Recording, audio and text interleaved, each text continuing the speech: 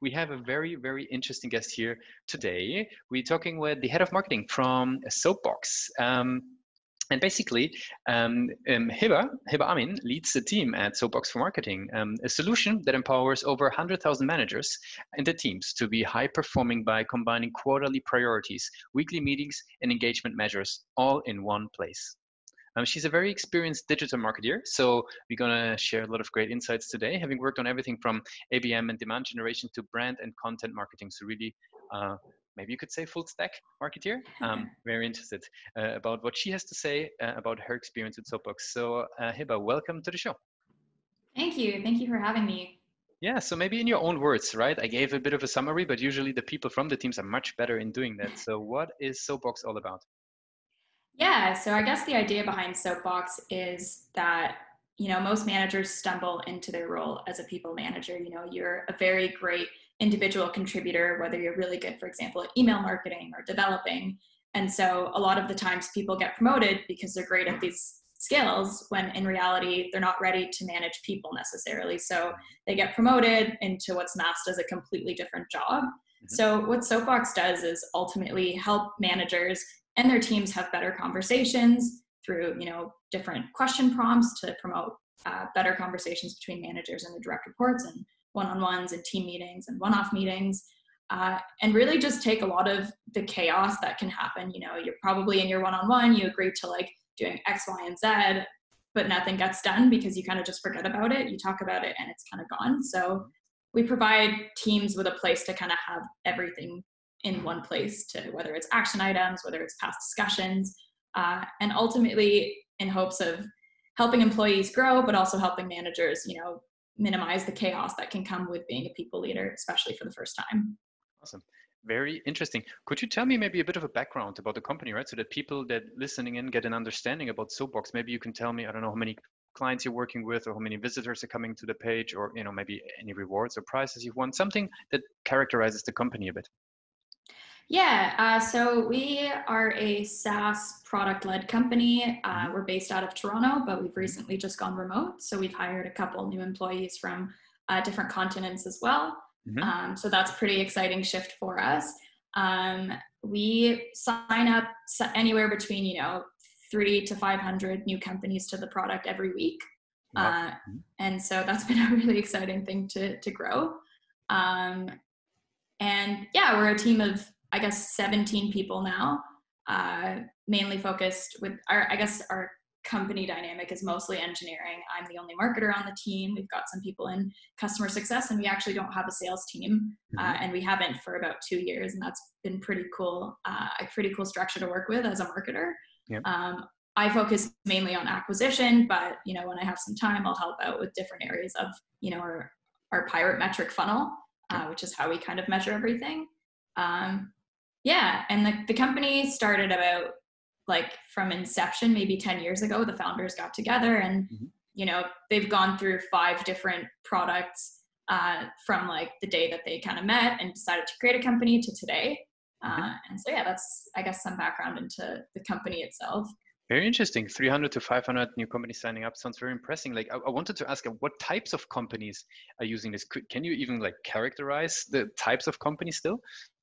Yeah, so the people that we target and have kind of identified as, the ideal people would be companies that are within the 50 to 500 employee range. So scaling tech startups, just because they're generally the people who are going to feel the growing pains the most, especially with having to constantly promote individual contributors to become new managers. And they're like, what am I doing? So they're generally going to feel those pains the most. Within that, there's a bunch of leaders on specific teams that typically will have bigger, larger teams to manage. So when you think about engineering teams, the average manager probably has somewhere between 8 to 15 direct reports, which is just a lot to handle. Whereas marketing teams are typically smaller at companies. So, for example, I'm one person, I only have to manage myself, and so on. And that kind of, you can see that same dynamic across every tech company, at least that I've worked in and that I've kind of, gotten to know.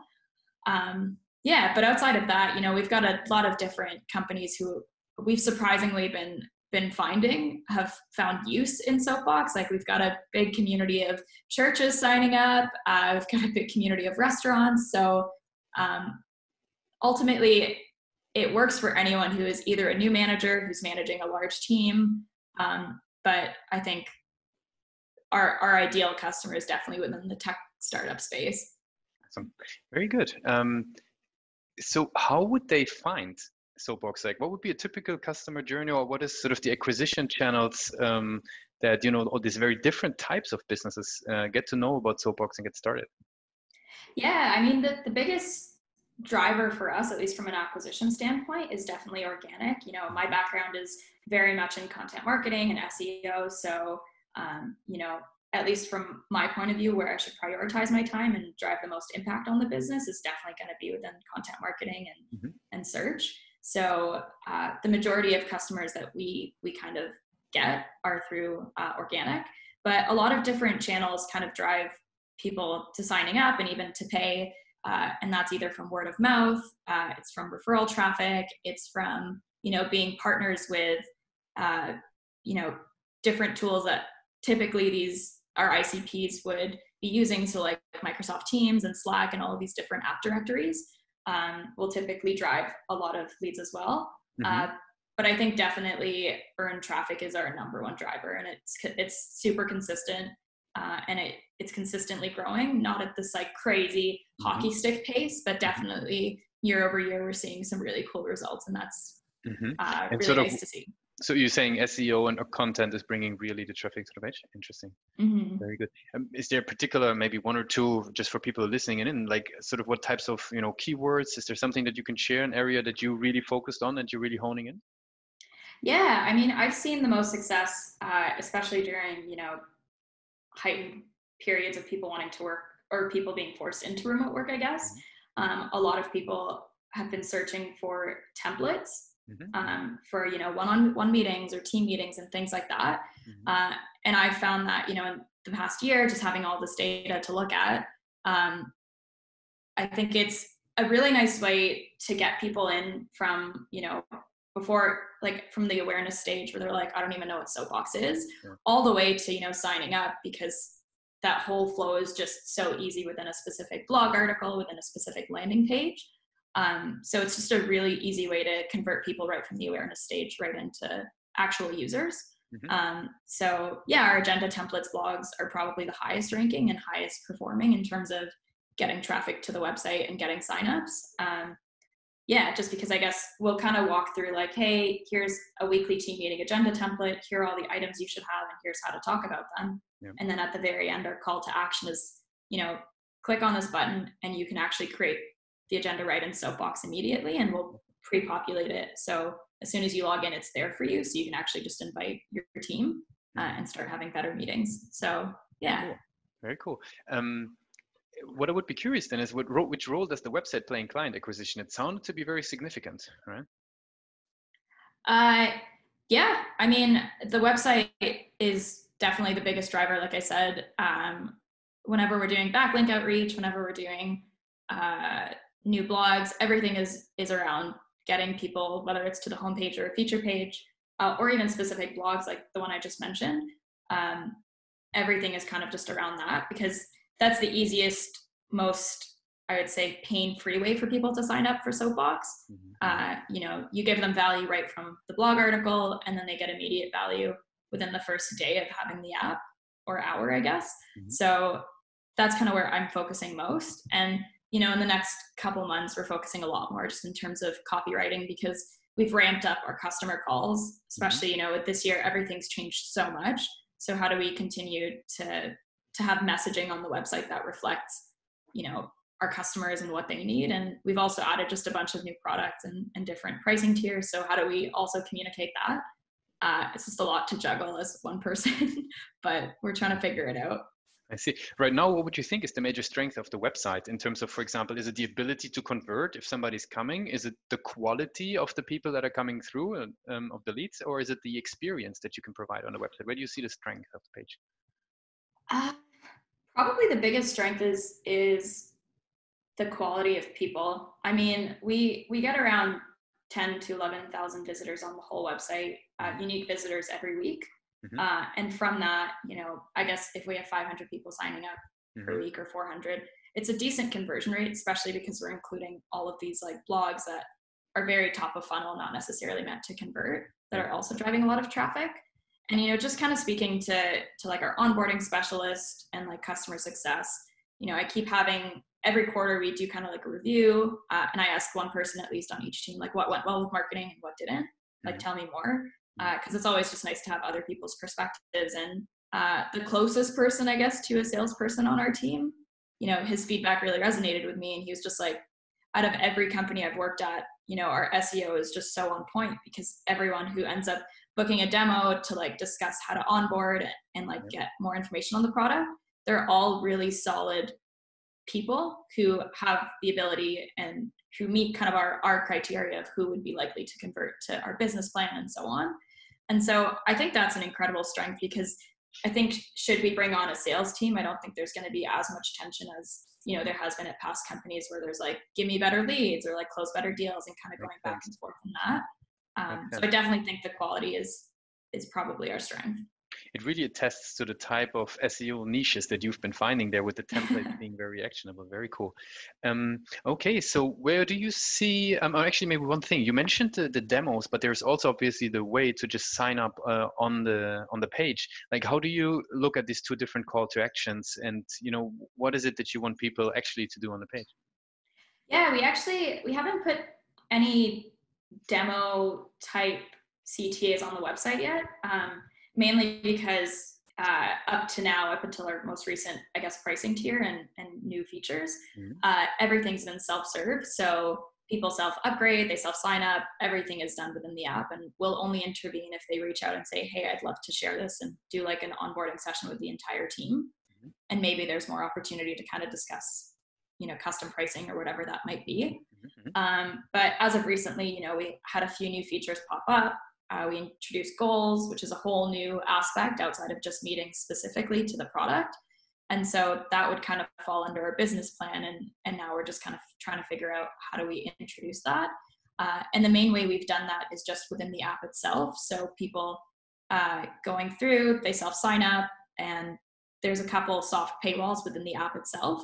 And so when they click those paywalls, there's an option to ask for a demo to get, this specific feature for the business plan. And that's been working really well. It's been really cool to see a lot of people really interested in something that wasn't necessarily part of our core features, but is starting to be.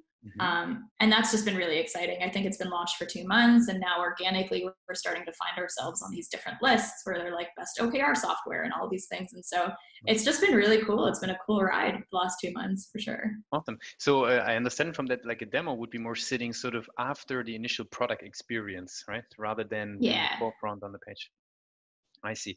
Okay, maybe last thing about the website. Where do you see the biggest room for improvement, right? So we've talked about the strength. Where do you see the biggest room for improvement? Oh gosh, there's so many. I think like copywriting is a big one. We're in the process of like, what do we categorize ourselves as? Are we employee engagement? Because we're not a tool necessarily for HR teams. And I think that there's a lot of focus on anyone in our space being an HR tool. But we're a tool that's solely built for managers and their teams. And so we'll onboard one team, and ideally the way that it works is they'll expand. So like the whole marketing team's there, and they're like, actually our sales and marketing team could live here. So how do we kind of define our category in a way that people understand it? Especially now that we're beyond just a meeting tool. Because also if we say ourselves as a meeting tool, people confuse us with like Zoom and Google Meet and stuff like that. So it's just a lot of nuance. I think copywriting is a huge one. I think we do a really bad job of sharing everything we have to offer within the website. And so that's definitely something I'm trying to focus more on this quarter, is like, we've changed so much of our app in the past year, and marketing hasn't been able to scale as fast as product has. And so I think that's a huge area for improvement. And then I guess the final one is like Wistia, which is a really great company. They released a product called SoapBox probably 1.5 years ago or sometime recently. So we're losing traffic as a result on our homepage, and and I'm just kind of trying to figure out, what can we do? And now we're seeing more competitors create competitor pages against us. Yeah. So like X versus SoapBox, and it's flattering because it obviously validates what we're doing and makes us feel like, hey, we actually are one of the bigger players in this space. But at the same time, it's like, how do you compete as a marketing team of one with very little budget to make sure you're still ranking and getting that traffic for your branded keyword alone? So yeah, I guess those are a few. No, very good. Any favorite tools that you can share actually with other marketeers that you are sort of, figured out to be sort of your go-to tools, given you a team of one? Yeah, I guess I live in four main tools, I'll say. One is SoapBox, which is kind of biased, but everything I do meeting-wise lives in there, especially like my marketing team sync with my CEO and our one-on-ones and everything. And that kind of helps on the strategy piece. Is just to have a place to, review all of these decisions. The next one, Ahrefs, I like live in. I'm in there at least 5-6 times a day. Same with Search Console. I had not used it probably a year ago. I didn't even know what it was because I had an agency partner that I was working with who was kind of doing a lot of that work. But since, Search Console is just an incredible tool. And I definitely use that a lot to determine what, pieces of content we should be updating and things like that, and where we kind of stand. Other ones would include, I had so many. Oh, it's good. Like the top 3 is already good. That's the ones that are key on top of mind. Yeah. Okay. So you mentioned that you're a marketing team of one. Like maybe you could tell me like how is the marketing team and the sales team, how they're structured at the moment? Obviously, we learned already about the marketing team. Yeah, so like I said, we don't have a sales team at SoapBox. The closest thing would be an onboarding specialist. So he lives in customer success. So we have a customer success manager who's ultimately the one that runs, like quarterly business reviews with probably our bigger clients to say like, here's your usage, here's where you can improve, and so on. Here's like best practices for SoapBox. Our onboarding specialist, since we've started, since we've introduced the business plan, he's kind of focused on like, I guess, upgrading current pro customers into that business tier. So it's just basically an upsell versus a brand new customer. But yeah, I guess the way we structure it is, and I guess it's mainly marketing and CS versus marketing and sales, would be myself on marketing and I report into the CEO, and then our customer success team, we've got the onboarding specialist and the customer success manager, and they also report into the CEO. Otherwise, like I said, we're very product led. So I have weekly syncs with our product manager and bi-weekly syncs with our product designer. And then once a week, we'll have a sync between product, CS, marketing, just to we look at our numbers every single week. And it's something new. I guess we haven't done that in the past, is like look at our numbers every week. And at the start I was like, oh my God, this is like so much. But, my CEO phrased it in the best way possible. He said, if we look at our numbers weekly, we have 52 chances to correct the ship. If we look at them monthly, we only have 12. So if things go wrong 1 week, which they will, we're in a startup, things are going to go wrong. You're not messing up a whole month because you didn't look at those numbers. You're only messing up 1 week. And that's been really cool. I think that's been critical in terms of, even for my own view, like if we drop down 1 week for like web signups, I can go in and see that, oh, a competitor updated a competitive blog post to us. They ran this or whatever that might be. They launched on the App Store. That's why our app numbers are down. So I think that's just been really cool because it keeps you on your toes. It keeps you really aware of where you stand in the market and where you can improve. Very good. Maybe let's switch gears a little bit and talk about you personally a little bit. What type of content do you consume in order to educate yourself? I live really heavily in content Slack groups. So there's a few that I've joined, and it's just been really cool to be a part of a community with a lot of people who are experts in all these different areas of content. Something else that was super surprising is I love Twitter now. A year ago or a year and a half ago, I would have absolutely hated it because I went into Twitter just thinking, you post and things happen. But, since switching and I'm like, oh, wait, this is a community. And, you actually have to like talk to people. It's been really fun. And I've met a lot of really cool people, and I've built a lot of great marketing partnerships through it.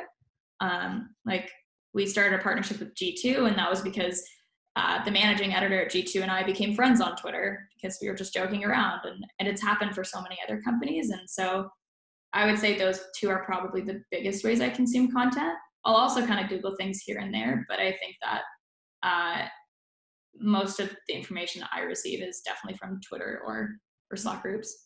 Very good. I would like, since we're slowly coming to an end of the interview, I would like to jump into our rapid fire questions. They're just a couple of short questions and one word or one sentence answers. Okay, You ready for those? sounds good. Awesome. What's the last book that you read? April Dunford's Obviously Awesome. Yes, this is a great one. It's a very, very good one. It fits very much in what you said with the categories, right? Figuring out in which category you're fitting. Awesome. What's one single thing that your company is focused on the most at the moment? Acquisition. Mm-hmm. If there would be no boundaries in technology, what would be one thing that you would want to have fixed for your company today? I would say positioning. Mm-hmm. Mm-hmm. Yeah, positioning would probably be the biggest one. Maybe that's just because I'm biased to marketing alone. Very fair. What's the last thing that kept you awake at night about the company? Probably just failing the team. I think there's a lot of pressure being a team of one. So, you know, you don't really have a lot of room to lean on other people as much as you would on a full team. So, yeah. And the very last question would be, if today would be your first day with SoapBox, what would be one advice that you would give yourself? Be confident. I think that's a huge one. I'm someone who definitely suffers a lot from imposter syndrome, and generally lean on my community and my peers to pick me up a lot and raise me up. So I think just going and saying be confident, because I think that's huge for any employee. I think you have a lot of reason to be confident what you've been achieving there. It sounds really like a major achievement for SoapBox. So thanks for being part of the show. Hiba, it has been great to learn about SoapBox. I want to give you the last word. If somebody would be forgetting everything about the interview today, what would be one advice that they should remember? What would be actually one thing that they should remember about SoapBox? If you want to build a better relationship and have better conversations with your manager, with your direct reports, with your team, then give SoapBox a try. And if you try it, send as much feedback our way as possible, because we read and listen to every single one. Very good. Thanks for being part of the show. Thanks so much for having me. This was awesome.